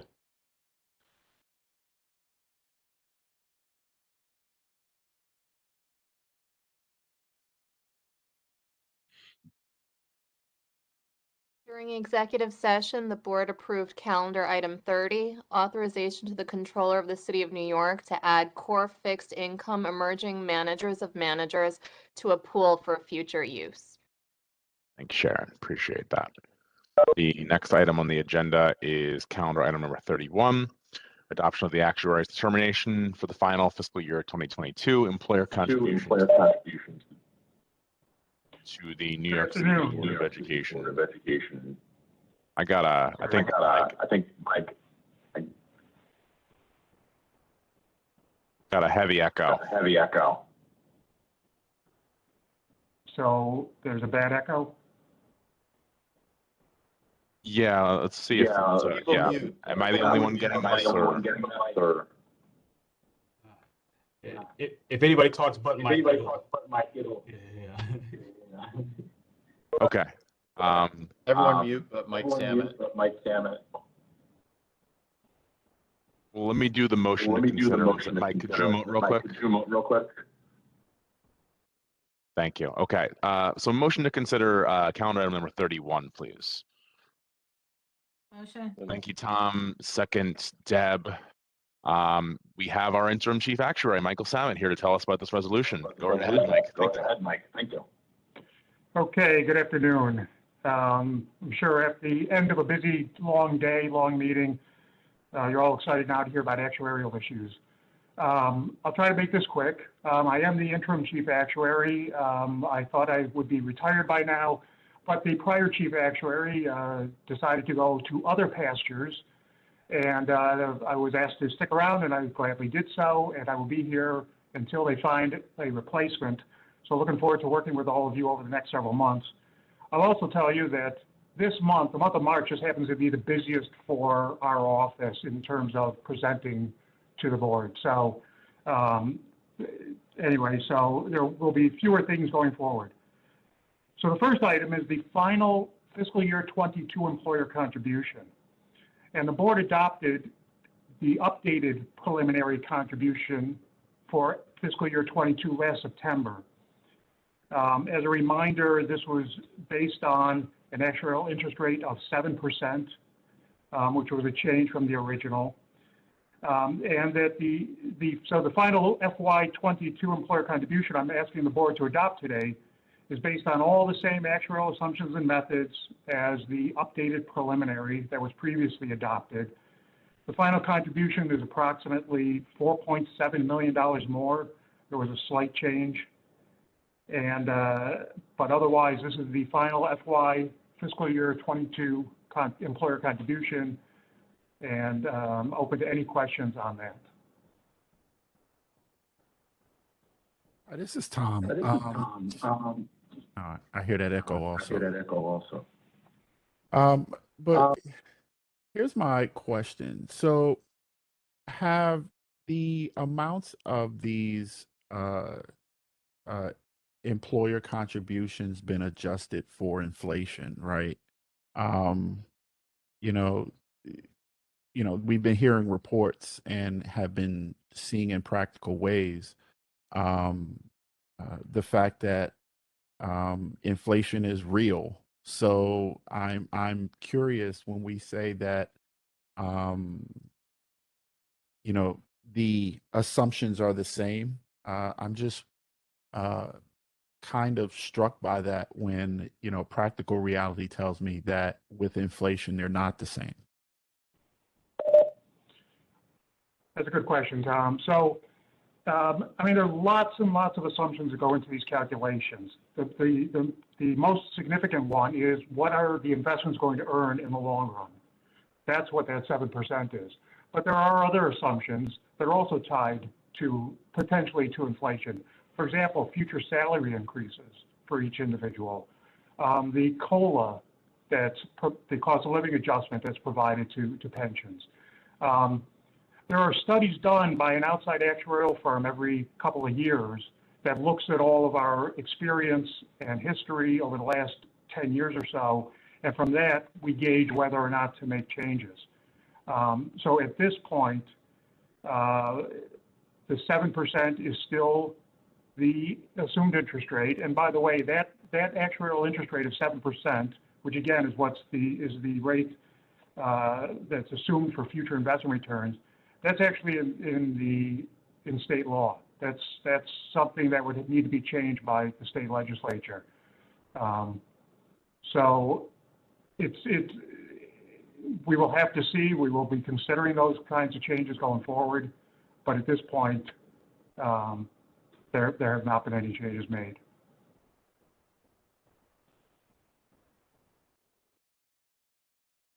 Thank you, Michael. Thank you, Tom, for that question. Any other questions from trustees for our interim chief actuary on the first of 1, 2, 3, at least 4 5 actually, looks like 5 actuarial items. Hearing none, I'll have us move on to, I guess we do need to vote on this one, yeah? We do.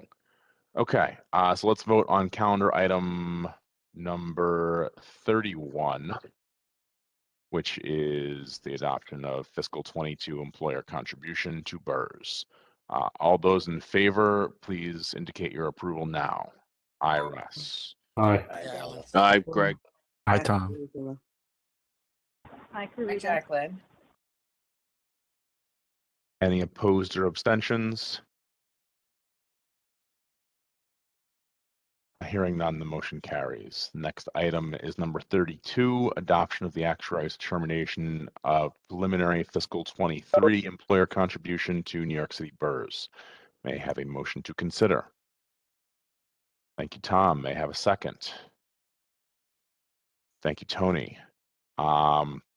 Mike, you have the floor again for now fiscal 23. Okay, so now we're moving over to fiscal year 23. We have just completed the preliminary fiscal year 23 employer contribution. And the reason I say it's preliminary is that fiscal year 23 obviously hasn't even started yet. If there are major changes between now and the end of fiscal year 23, the numbers could change. If there's law changes, if there are any actuarial assumption changes. So at this point, this is preliminary. And I've put together just a couple of slides that I'd like to show you that presents some of the information. You have the ability to, there you go. Okay.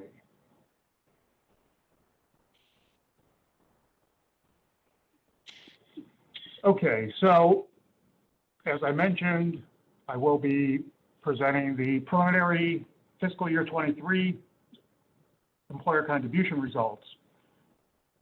The first item I just want to mention is that at this point, there have been no changes to any of the actuarial assumptions and methods from the prior year.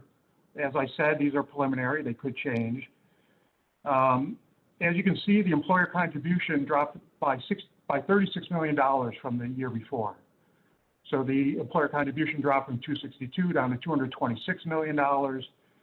And as the footnote says, the decrease in the contribution is primarily due to the excellent investment performance that the plan's investments had during fiscal year 21. If you remember, the year ended June 30, 21 was an excellent year as far as the investments go. During that year, the actual investment return was in excess of 25%. But as a result of the coordination with the tax deferred annuity plan, the QPP, or the defined benefit plan, actually returned more than 30% for the year. And so the way this works is the fund actually earned, you know, as I said earlier, we assume that the fund's going to earn 7%. The fund actually earned about $1.3 billion more than what was assumed. But in order to minimize large fluctuations in the employer contribution, it's typical to smooth these types of gains, these investment gains, into the contribution over time. The method that's used for BERS and for the other NYCBERS is that we recognize 20% of that over each of the next 5 years. So even though $1.3 billion was earned in excess of what was assumed, we only recognize 20% of that. So the other 80% is kind of kept as a cushion for future years. And that kind of smoothing that I just mentioned is used in almost all public pension plans, so it's nothing unusual. Another reason for the decrease in the contribution, but smaller, is the decrease in active members. And if you look at this slide, what I've shown here is at the top of the slide, it shows the active members as of June 30, 20 and June 30, 21, and we're splitting it out by tier. So first of all, if you look at the total active members, the membership has dropped from about 28,200 down to 27,500, a drop of over 600 members. So that also resulted in a small portion, explains a small portion of the decrease. The other thing interesting to note on this slide is that Tier 6 continues to grow, continues to make up a larger portion of the active membership. Tier 6 now accounts for over 44% of all active members. The other thing you'll note is that as a result of less hires during this year, between June 30, 20 and June 30, 21, the average age of the active members went up slightly, and the average service went up from 9.1 to 9.4 years. Just going a little further down, if you look at retired members, we added about 300 new net pensioners during the year, which increased the pension payroll by about $10 million. And then finally, just for completeness, we have other members. These are members who either have terminated and are due a pension in the future, or are at least due a return of their member contributions. The last slide is to show at the top, first of all, are the assets in the plan. And as you can see, what I've shown is two values, the market value and the actuarial value. The market value is basically the actual assets in the plan. And again, as I keep saying, it was a great year. The assets actually grew from 5.2 billion all the way up to 7 billion. But as I mentioned earlier, we don't recognize that entire increase. So the actuarial value is the value we use to determine the employer contribution in the plan. And this is the point where I said that we keep 80% of that large gain for future use, and that'll be phased in over the next few years. Finally, at the bottom of the slide, I show the funded status. And the first thing I want to point out is there's lots of different ways to measure the funded status of a pension plan. This is just one of them. What I've shown here is how the actuarial value of assets compare to the accrued liability in the plan. And under this basis, the funded status of the plan grew from 91.1% to 98%. If you looked at the market value of assets, the plan at this point would actually be overfunded as of June 30, 21. So the plan is, at this point, or at least as of June 30, 21, was very well funded. It is the best funded of the 5 New York City retirement systems. And are there any questions about any of this information? Hi, this is Tom again. I'm going to kind of ask this question in the context of the previous question, right? So, Mike, if you could mute yourself when you're not talking, it'll avoid the echo. Give me 1 second.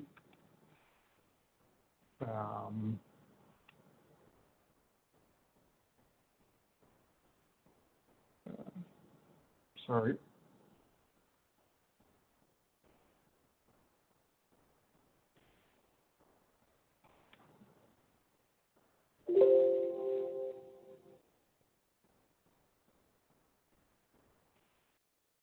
there we go. So I'm going to ask this question kind of in the context of the previous question I asked, well, because this one is preliminary, right? So again, when we talk about actuarial assumptions, are things like inflation being considered? And the reason why is we look at things like, salary increases, et cetera, and, the value of those salary increases change depending on inflation, right? So, I want to make sure that, these things don't, it's like there's the value of our investment, and then there's the value of our investment to our members. And I just want to make sure that these types of things are being considered when we talk about the amounts of employer contribution. And I guess the second part of this is when we talk about smoothing, right? So does the that 80% that we put in kind of reserved for smoothing this out, does it take the same types of things into consideration? So first of all, keep in mind, again, these are good questions. Keep in mind that we're looking over the next 50, 60, 70 years with some of these assumptions, right? We're taking a 25-year-old current active member, projecting out when they may retire, and then they'll receive a pension until they're age 85. So you don't want to make rash changes to these assumptions. The inflation assumption we use right now is 2.5% per year, which, to be honest, up until this past year was high. I mean, if you look at the last 20 years, the average inflation rate was well under 2.5%. So, and the way pension funding works is, let's say that we are that we're off on any of these assumptions, including the inflation assumption. When we do our valuation the next year, we kind of compare our results to where we thought they would have been had everything worked out exactly to the assumptions. So let's say we assume that everybody will get a certain salary increase, instead they get a larger salary increase. When we do that next year's valuation and we see that everybody's salary is a little more, that means the liability is a little more, and we start to, at that point, start to smooth in that extra cost over the period. So all the time, every year, not only are the asset or investment returns being smoothed in, all of these differences between actual experience and assumed experience get spread in over time. And then, like I said earlier, studies are done every year by an outside actuarial firm that the controller's office hires to study the New York City's experience and BERS experience in particular, and recommend any changes to these assumptions. And that's going to start pretty soon, and that will be we will have their report before this final FY23 contributions are done, and we will have their recommendations as well as to whether or not to change these or any of the assumptions. So yes, it is being considered all the time. We also look to see what other actuaries are doing around the country, especially with something with inflation. You know, inflation is not something that's just a BERS issue. It's a national issue. And at this point, again, the 2.5% assumption that we assume for inflation is pretty much middle of the road compared to others. But it's something that we will constantly monitor and continue to monitor as we go along. Thank you. And I guess the reason why I asked that question is I get the fact that we're talking about investments. You know, if you have someone that's 25 years old coming in and they're going to be in this system for a while. But the truth is that the average age of a BERS member is much higher than that, right?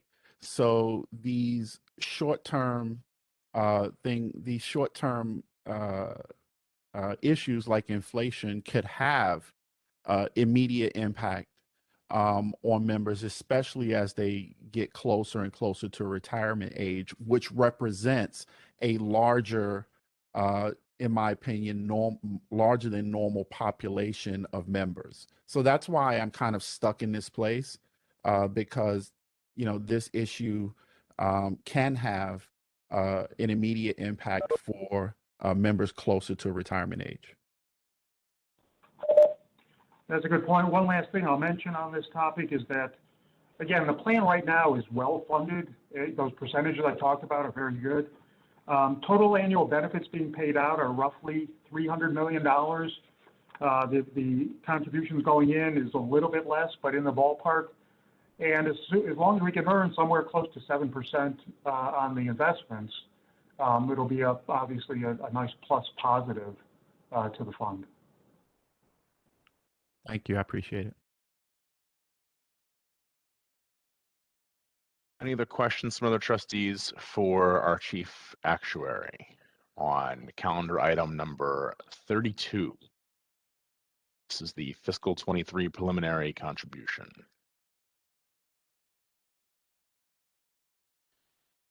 Hearing none, I'm going to move to a vote to approve calendar item number 32. All those in favor, please indicate that vote now. Aye. Russ. Aye. Aye, Donald. Aye, Tom. Hi, Alan.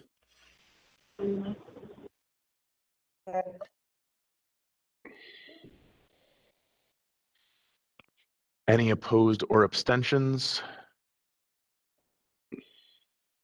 Hearing none, the motion carries. We'll move on to number 33, adoption from the New York City Office of the Actuary Fiscal 21 reimbursement calculation resulting from Chapter 41 of the laws of 2016. I will need a motion to consider. Motion. Thank you, John. Second, Tom. Mike, can you please tell us about calendar item number 33? Thank you. Okay, and this is the last thing for the board to consider. The last two items will be quick, just for discussion purposes. This is a annual report that we bring to the board each year. And it relates to the Chapter 41 of the laws of 2016. That was a law that was passed that permits active members of any public retirement system in New York to purchase additional service credit up to 3 years of military service, regardless of when or where that military service was performed. So prior to this law change, you could only purchase time while you were in the military if it was under certain conflicts during certain periods. When this chapter law in 2016 was passed, it permitted anybody to purchase time for any military service, regardless of when and where that service was provided. The reason I come to the board with this is that these costs are supposed to be reimbursed on an annual basis by New York State.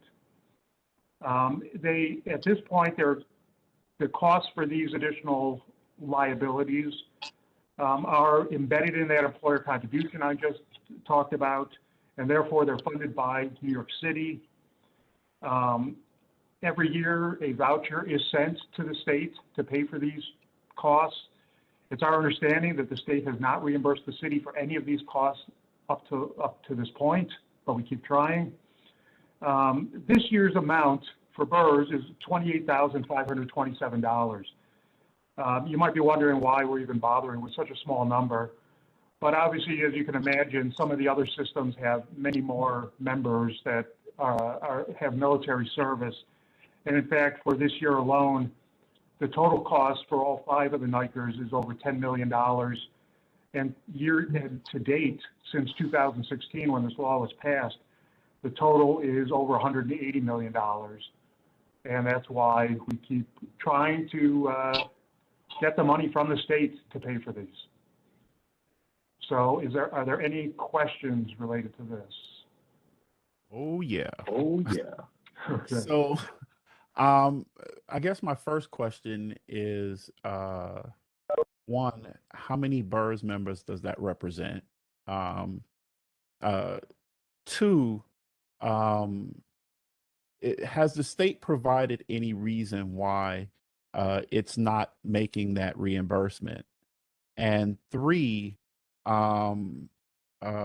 is it just a matter of continually just submitting these requests for reimbursement and they just not be reimbursed? I mean, I'm trying to figure out not just the impact of it, right? Because members are doing it or taking advantage of it. And if they're taking advantage of it and it's in state law, then it ought to be funded, period.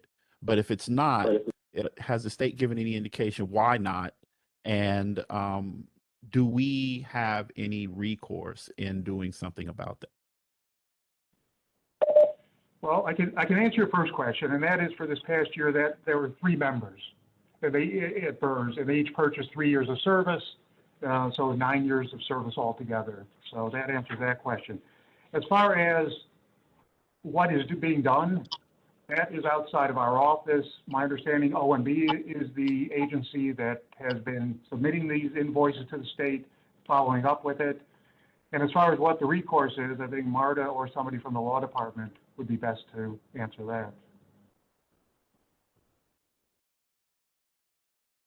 To be clear, though, these members' pensions are being fully funded. It's more of a matter for the receivable on the city side, and it's not affecting the members in any way. That's correct. Are there any other questions from the board on this item? Yeah, hey Russ, I want to say thank you for that clarification, but for me it's also the principle of a thing, right? Like if you put it in the law that says this is what what we're going to do, then you have an obligation to just abide by that law, especially if we are.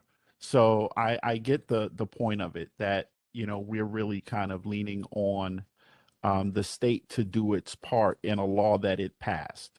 So yeah, thank you for the clarification.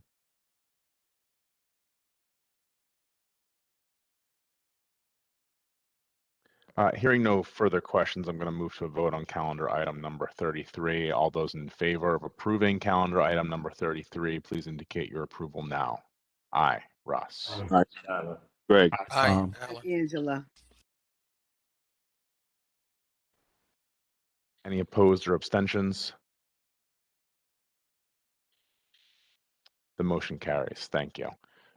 The next item on our agenda is number 34, noting receipt of the fiscal year 2021 actuarial evaluation report. May I have a motion to consider?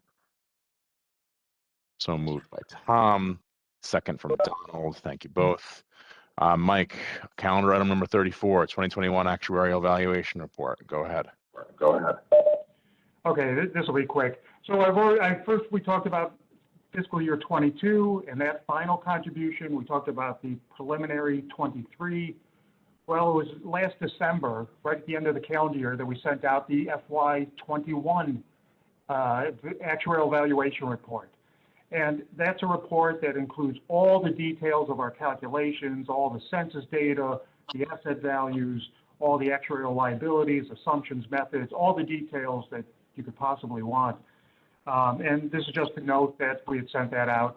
And typically it's sent out earlier in the year, but last year was a unusual year for us until the contribution was completely finalized. It was late in the calendar year, but that's just to note receipt of it. And if anybody has any questions on the report at any time, we're free to answer any questions. Thanks, Mike. I think actually the slides that you had presented earlier, I thought were a really excellent sort of summation. If you wouldn't mind circulating those maybe through to the BERS staff, who could then circulate them to all the trustees, just so they can take a second look at them, that would be greatly appreciated. Be glad. Any questions from the board on calendar item number 34? Hearing none, we'll move to number 35, which is a noting the receipt of the fiscal note report. May I have a motion to discuss number 35? Donald. Thank you, Donald. Second from Tom. Mike, can you please discuss the fiscal note report? Okay, any pension-related legislation or proposed legislation must have a report that details the costs that would be incurred by the plan or by the city if that legislation is approved. And these reports are called fiscal notes. So so obviously during this time of year, when the state legislature is in session, we are asked to prepare fiscal notes for all different kinds of legislation. And so each month over the next several months, I'll be coming and explaining about any fiscal note that we prepare that affects BERS. So at this point, we've sent out one that affects BERS, and just want the board to note that. And what this was it's actually something that Sandy mentioned briefly at the beginning of the meeting. This was a fiscal note that would increase the limits for the basket clause investments from 25 to 35% and increase the limits for investments in foreign equities from 10 to 30%.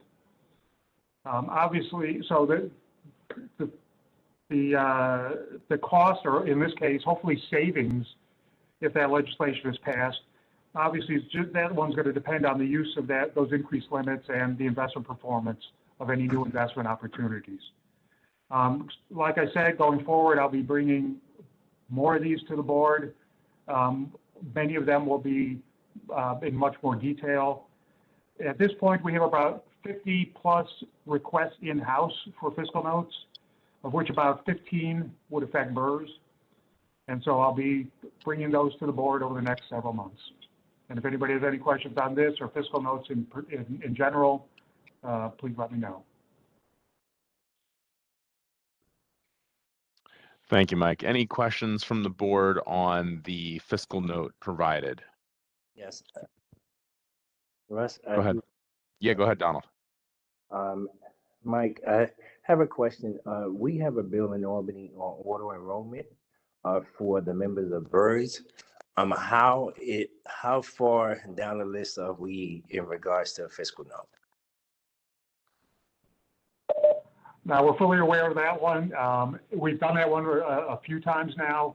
That is actually on our priority list. It's definitely on our priority list. I'd have to talk to our guys, but I'm guessing that in the next 2 to 3 weeks, we will have that one completed, if not earlier. Obviously, we have some of the, just to let you guys know, we have some of the same staffing issues that Sandy talked about, right? We've lost a number of people, including the chief actuary, some other junior people, some senior people who retired. We have the same difficulties that BERS has in hiring people.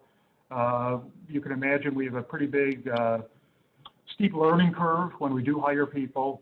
So for a number of reasons, and we have a lot of competing requests for fiscal notes. But we do know that this one's very important to BERS, and it is one of our priorities. So we will, and in fact, I know we've already been working on it. Yeah, thank you, Mike, for that. And thank you for all that you're doing in as the interim chief actuary. The reason I was asking that is because the former governor, Cuomo, was the preventive block of that bill. And the current governor has assured us that she will be looking to sign that into law. So I know that is just the missing piece at this point. But thank you, Mike.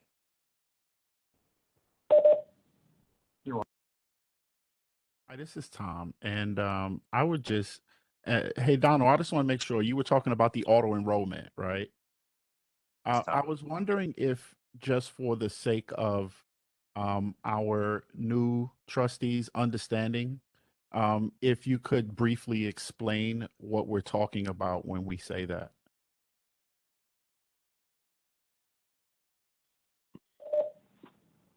I guess it was directed to me, Tom. Tom, Yes. you know what? I can circulate a copy and a summary to the trustees. I noticed that we're already a half hour over, and Fair enough. I think that people might want to, have their dinner and be with their families. So I can circulate something to everyone. Fair enough. Thank you. Similarly, on that note, and in the interest of time, there is one additional item that I want to cover before we break, as noted by Mike Samet as well as Donald. Mike is currently the interim chief actuary, and there is an ongoing process to conduct a search for a new City of New York chief of actuary, ideally one that will be reporting, will head the independent chief actuary's office and reporting to all 5 New York City retirement systems. There is a search committee underway presently that's been organized by labor trustees from the various systems in New York City, as well as with representatives from the city side. We've been advised by a couple different legal authorities that BERS ought to designate at least 2 folks to this interim search committee to represent BERS and to essentially, take part in the search that is occurring with both city side officials and labor trustees. So with that being said, I would like to nominate Donald Nesbitt to sit on that committee on behalf of BERS as a trustee and representative. Seconded. Noted, Deb.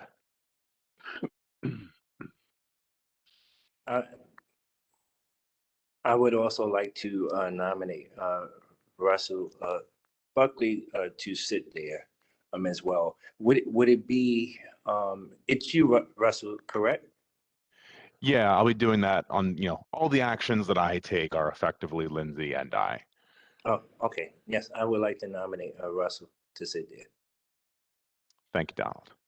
And I'll second that. Thank you, Tom.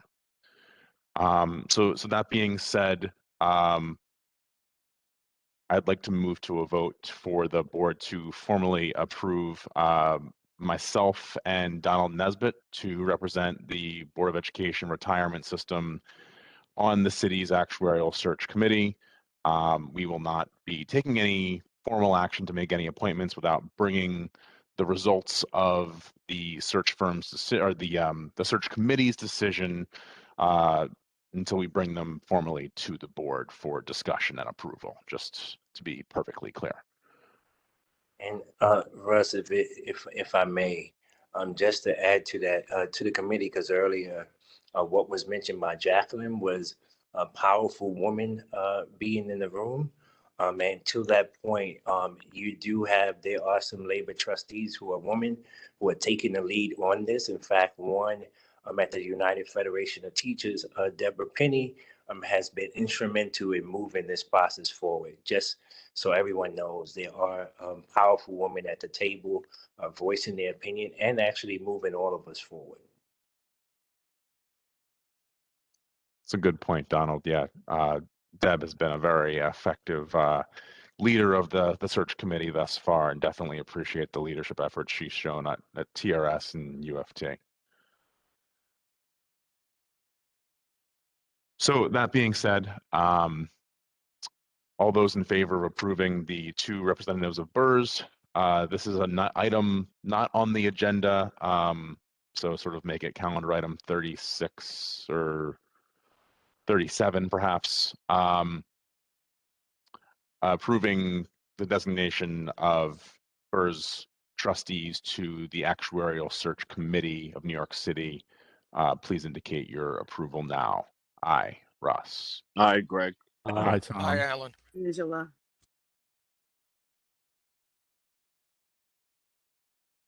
Any opposed? Any abstentions? Hearing none, the motion carries. That will conclude the agenda for this evening. My apologies for going 34 minutes over, folks. I know it's a late time of day.